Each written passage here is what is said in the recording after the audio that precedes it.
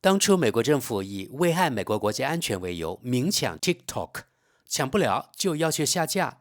后来通过此平台，特朗普赢得了总统选举，可能出于某种感恩，当然这感恩是带引号的，他多次推迟了 TikTok 禁令。现在白宫发言人宣布，白宫正式开通 TikTok 官方账号，也就是海外版的抖音，用于宣导特朗普的各项政策。特朗普称，美国我们回来了，我是你们的声音。看来所谓国安风险只是幌子而已，打不过就加入。因为特朗普看到近一半美国选民在用 TikTok， 最大票仓啊，他敢轻易放弃吗？大家一定还记得，年初 TikTok 一度关停了几天，于是无数 TikTok 难民涌入小红书，甚至小红书在短期内迅速登上美国 APP 下载榜首。一时间 TikTok 难民，英文词 TikTok refugee 成了热门词汇。现在咱们来看看德国国家电视一台对美国白宫正式开通 TikTok 官方账号的报道。当然，众多德国媒体都报道了此事。白宫入驻 TikTok， 尽管面临禁令威胁，在其首个任期内，特朗普曾试图封禁 TikTok， 但未能通过司法关卡。如今虽已出台禁令法案，这位美国总统却全力压住这款中国应用。白宫官方账号现已正式入驻。根据美国法律，中国视频平台 TikTok 本应无法继续在美运营，但特朗普政府如今却在此开设账号。白宫新账号的首条视频是美国总统的公开活动集锦。这段27秒的视频标题为“美国，我们回来了”。数月来，这款隶属中国公司字节跳动的视频平台在美国持续引发争议。核心担忧在于，中国政府可能通过 TikTok 获取美国用户数据，并借助该应用操纵美国舆论。TikTok 对此予以否认。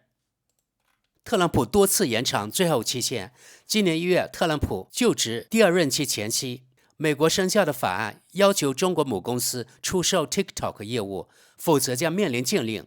但特朗普多次延长交易期限，并明确表示不希望 TikTok 消失。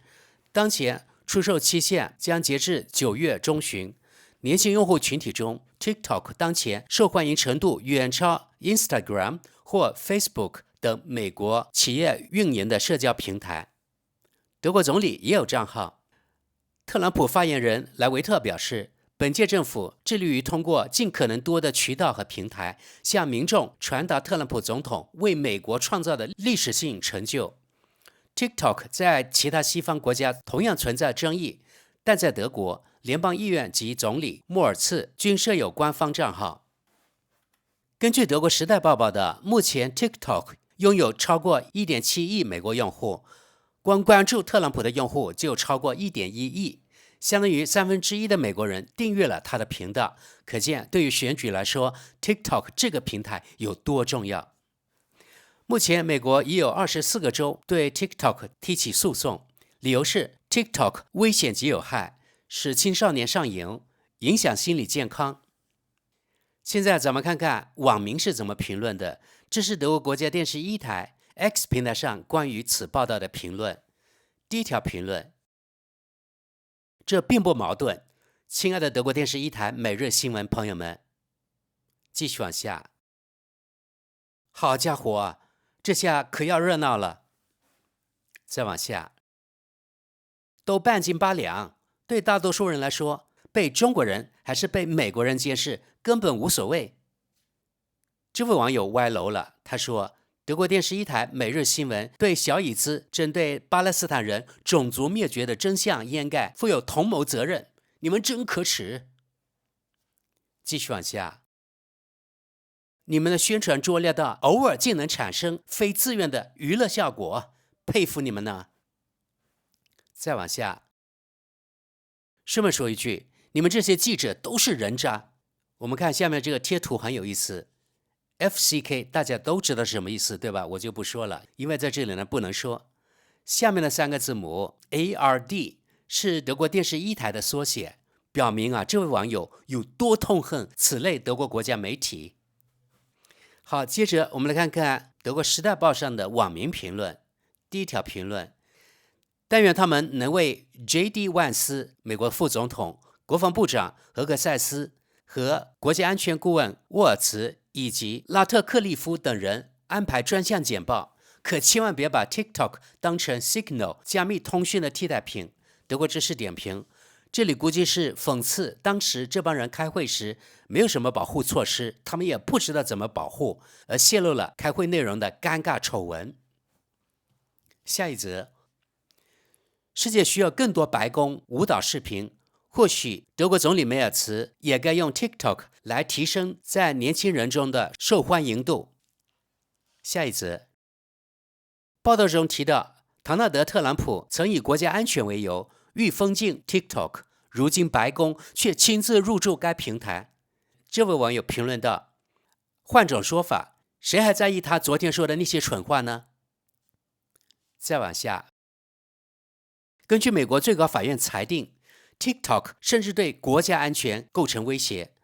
有人向特朗普耳语，称 TikTok 这个平台可能帮助他赢得了2024美国大选。转眼间，他的安全顾虑便烟消云散，反而在平台上开设美国政府账号，只要为给特朗普附和其叙事的说辞，或奉承其自恋心理，就能轻易改变他的立场。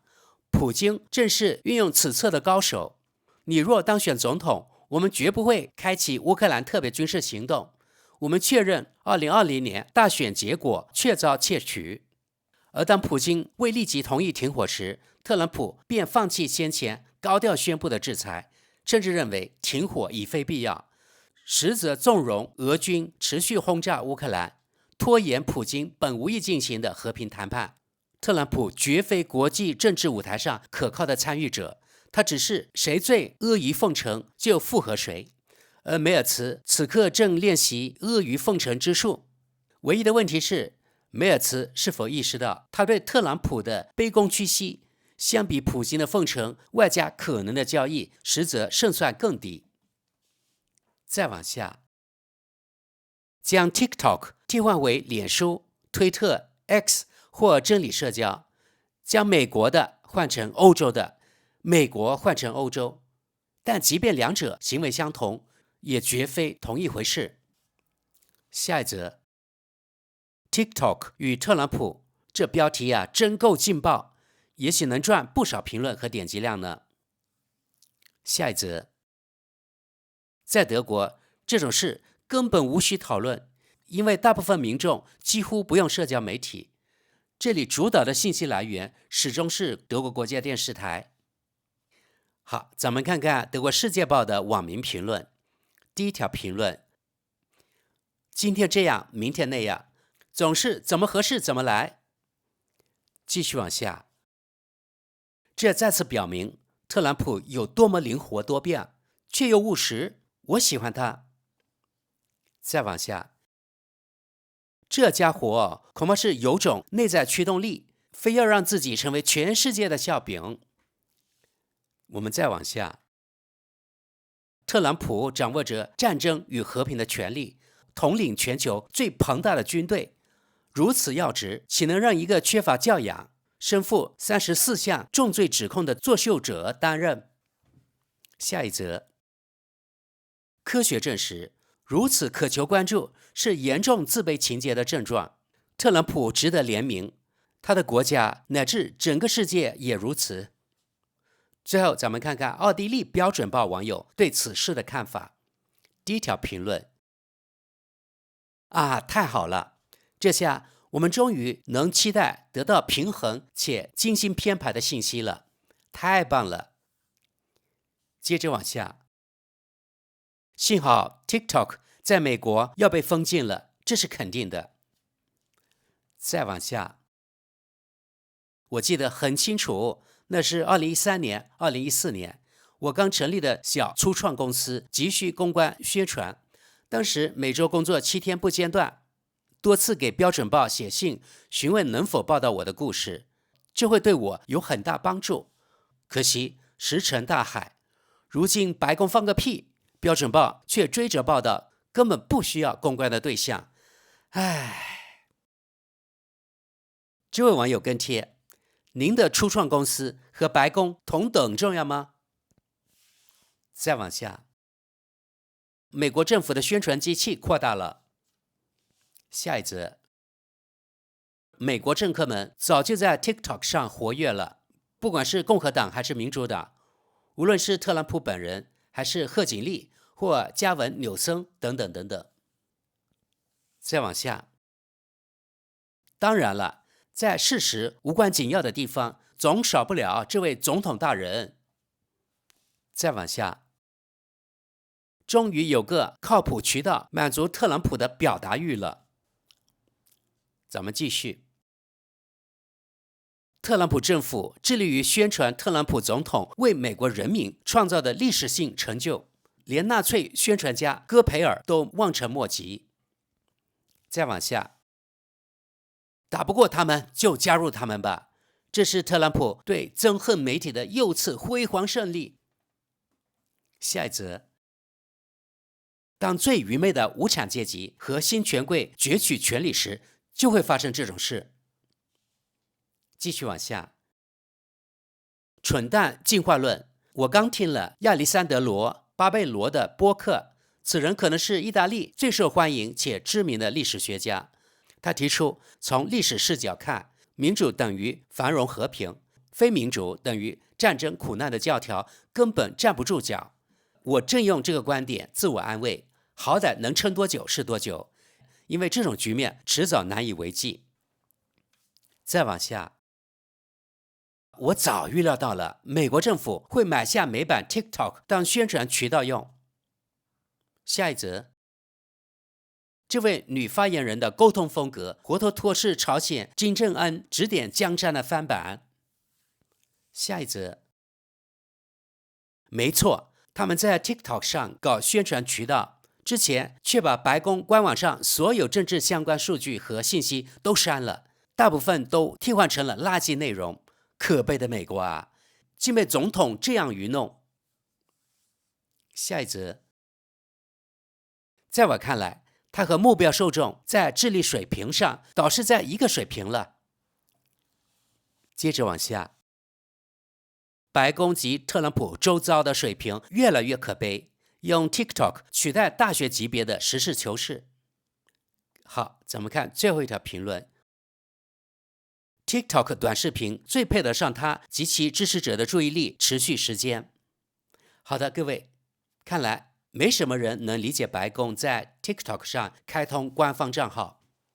但另一方面也可以看出，由于 TikTok 在美国那么受欢迎，以至于一半美国人都在用它，作为政治人物可不会也不敢轻视这个最大的潜在票仓。对特朗普来说没什么尴尬的，也不会觉得是在自打脸，打不过就加入。看来 TikTok 强大的连川建国同志又低头了，就像对中国的关税制裁一样。好的，朋友们，本期节目就到这里，感谢各位，我们下期见。